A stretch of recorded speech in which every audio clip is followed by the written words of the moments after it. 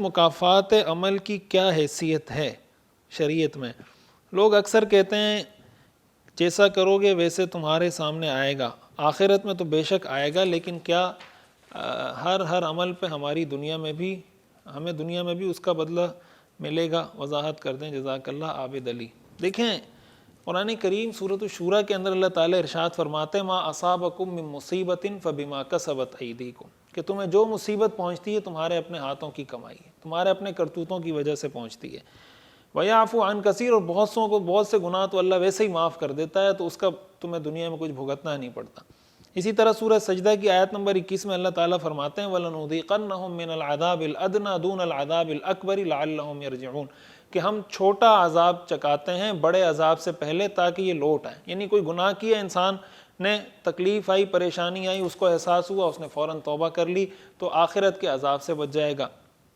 اسی طرح حدیث شریف میں آتا ہے، کچھ گناہوں کے بارے میں خصوصی طور پر آتا ہے، اور اگر دیکھیں اس کا خلاصہ نکالیں تو وہ یہ کہ حقوق العباد، کہ حقوق العباد میں اگر کوتاہی کی جاتی ہے اللہ تعالیٰ فوراً انسان کو پکڑتا ہے، یا کوئی ایسا معاملہ جس سے معاشرہ خراب ہو رہا ہو، معاشرے میں بے حیائی پھیل رہی ہو، معاشرے میں سود کا رواج ہو رہا ہو، جس سے معاشرے میں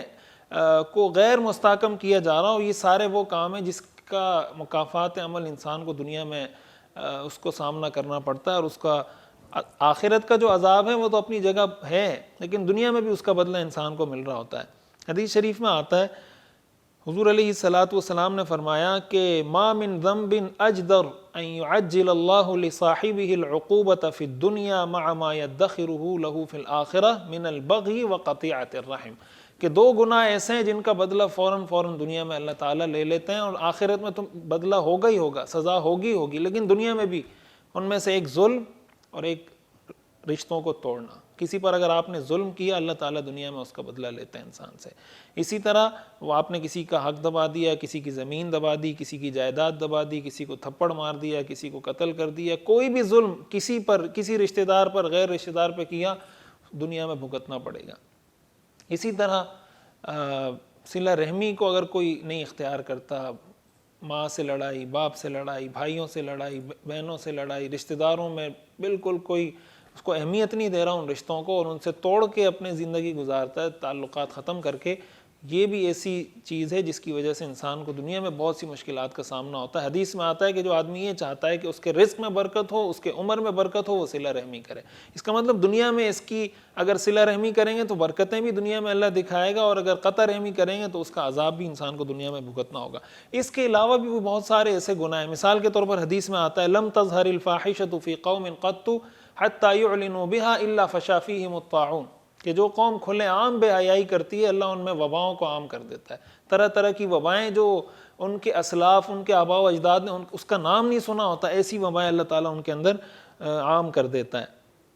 اسی طرح حدیث میں آتا ہے لم ينقصوا المکیال والمیزان الا اخذوا بالسنین، کہ جو قوم ناپ تول میں کمی کرتی ہے اللہ ان کو قحط میں، ہر چیز کی کمی اور تنگی اور شدت میں مبتلا کر دیتا ہے۔ اسی طرح حدیث میں آتا ہے لم يمنعوا زکاة اموالہم الا منعوا القطر من السماء، جو قوم زکوٰۃ دینے میں پس و پیش سے کام لیتی ہے، زکوٰۃ روک لیتی ہے، اللہ تعالیٰ آسمان سے بارشوں کے سلسلے کو روک دیتے ہیں۔ وَلَوْلَا الْبَهَائِمُ لَمْ يُمْطَرُوا، اور اگر دنیا میں جانور نہیں ہوتے اللہ ایک قطرہ آسمان سے نہیں برساتا، وہ جو بارش ان پہ برس رہی ہوتی ہے وہ بھی ان جانوروں کی وجہ سے اللہ تعالیٰ برسا رہا ہوتا ہے۔ وَلَمْ يَنْقُضُوا عَهْدَ اللَّهِ وَعَهْدَ رَسُولِهِ إِلَّا سَلَّطَ اللَّهُ عَلَيْهِ عَدُوَّهُمْ مِنْ غَيْرِهِمْ،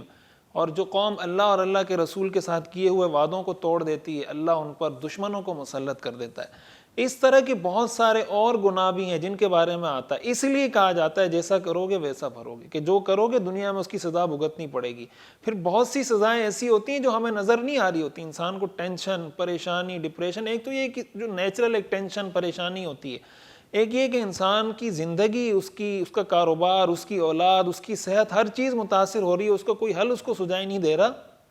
اور اللہ کی طرف رجوع بھی نہیں کر پا رہا وہ اس پریشانی کے اندر، یہ بھی اللہ کا عذاب ہوتا ہے۔ تو عذاب کی مختلف شکلیں ہوتی ہیں، اس لیے یہ بات بالکل ٹھیک ہے اور بجا ہے۔ امیزون پر ڈراپ شپنگ سٹارٹ کرنا چاہتا ہوں، میرا سوال ہے کہ اگر میں کسی دوسرے آن لائن پلیٹ فارم سے وہ بائی کروں اور جا کر اپنے on line store per list کر دوں، اور جب آرڈر آئے تو اس کی دوسری آن لائن پلیٹ فارم سے بائی کر کے اسے اپنے آرڈر کی لوکیشن دے دوں, اس کا کرنا کیسے. دیکھیں ڈراپ شپنگ جب آپ کرتے ہیں, اس کا آسان الفاظ میں مطلب یہ ہے کہ آپ ایک ایسی چیز بیچ رہے ہوتے ہیں جو آپ کے قبضے میں نہیں ہوتی, آپ کی ملکیت میں نہیں ہوتی. مثال کے طور پر کسی نے کوئی چیز پروڈکٹ شو کی ہوئی ہے کہ بھائی میں یہ سیل کرنا چاہتا ہوں, آپ نے اسی کی تصویر لی اپنے واٹس ایپ اسٹیٹس پہ یا کہیں بھی امیزون پہ جا کے لگا دی کہ میں یہ سیل کرنا چاہتا ہوں, حالانکہ نہ آپ اس کے مالک ہیں نہ وہ آپ کے قبضے میں. تو ایسی چیز کو ظاہر بیچنا جائز نہیں ہے. کسی بھی چیز کو آگے بیچنے کے لیے یہ دو بنیادی شرائط ہیں کہ آپ اس کے مالک بھی ہوں اور وہ آپ کے قبضے میں بھی ہو. قبضہ پوزیشن آپ کی چاہے فزیکل پوزیشن ہو یا کنسٹرکٹیو پوزیشن ہو, بٹ آپ کی پوزیشن میں ہونی چاہیے وہ چیز. اس لیے ایسی صورتحال میں آپ اس کو لسٹ کر کے یہ تو نہیں کہہ سکتے کہ بھائی آپ یعنی خرید و فروخت کا معاملہ نہیں کر سکتے. ہاں آپ کسی سے پرومس آف سیل کر سکتے ہیں. مثال کے طور پہ آپ نے اپنی لسٹ میں اس کو شو کیا اور آپ نے یہ ایک جو آپ کی جو بھی آپ اس میں ایک کوئی لائن لکھتے ہیں یا کوئی بھی چیز لکھتے ہیں, اس میں آپ یہ شو کر رہے ہوں کہ بھائی میں یہ چیز آپ سے یعنی آپ سے کوئی کسی نے رابطہ کیا تو آپ اس کو یہ کہیں کہ یہ میں آپ کو سیل کر دوں گا ان فیوچر. یعنی آپ کی ورڈنگ